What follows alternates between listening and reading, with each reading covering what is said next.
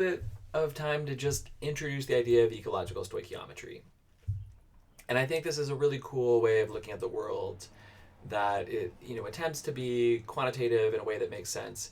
It's really based on the idea of nutrient limitation, ultimately.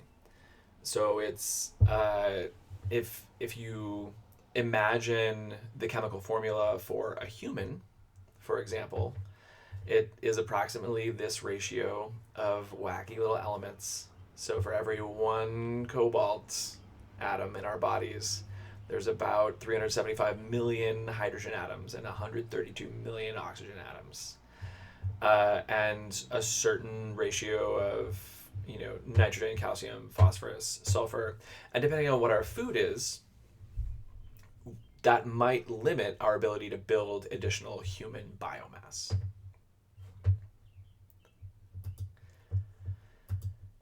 And the cool thing about ecological stoichiometry theory in general is that it gives us kind of a jumping off point for talking about why some ecosystems might be different than others. It gives us a way of classifying ecosystems in terms of what their limiting nutrients are, and it gives us a way of classifying different organisms in terms of making predictions about what conditions they might do better in. So, for example, limnologists have been thinking about this for a really long time, and they know that different types of zooplankton, or different types of small crustaceans, will do better under different nutrient regimes. And if you're really interested in this topic, ecological stoichiometry is, it's a whole book, and there's an absolute bunch of research that's devoted to ecological stoichiometry. Yeah. So this book has been cited a couple of times, and you can probably find almost everything. So catfish. Yeah, there's 100 references that talk about the ecological stoichiometry of catfish. What about Ascomycetes? Only 15. Oh man, somebody's got to get on that. Somebody's got to do it. Foraminifera.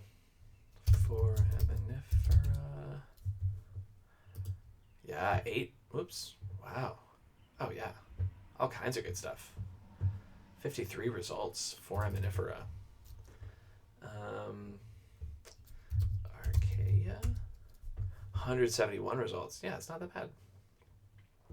So the general take-home message is that ecological stoichiometry is a way of looking at, it's a way of studying ecological systems in general that is kind of under the umbrella of the idea that you can't just look at what types of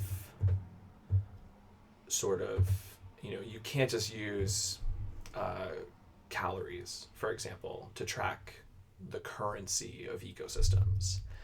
The idea of an ecosystem is really terminologically, etymologically, ecology actually borrows from the prefix for economics. So ecology was originally explicitly the economy of nature. And this idea kind of came about because people basically thought that Darwin's idea of natural selection needed a little bit of fleshing out. Like, what's this milieu that natural selection is happening in? What determines who's surviving? What determines the fitness of organisms in different contexts? And this led to the sort of evolution of ecology as its own really distinct discipline, but it still deals with this idea of what should we be counting? How should we be keeping track of the economy of nature? And initially, people like Lindemann were keeping track of units that totally make sense. So grams, calories per square centimeter per year, something like that. Totally makes sense. But we know that different organisms need different types of nutrients. They need different elements. There might be other types of amino acids, for example, that they can't manufacture for themselves. That's why some humans take vitamins, for example.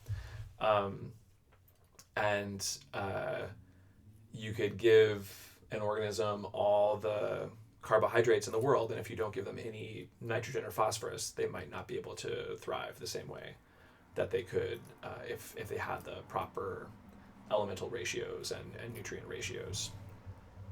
So ecological stoichiometry, I'm talking about it here because it's really a big part of why genome size, and in some cases, even just driven by variation in gene count number, for just one gene, can directly influence the phenotype, because it influences the sort of C to P ratios and the N to P ratios that the organism requires, because DNA has a relatively greater phosphorus requirement than most other most other common biological molecules that are potentially variable in an organism's body.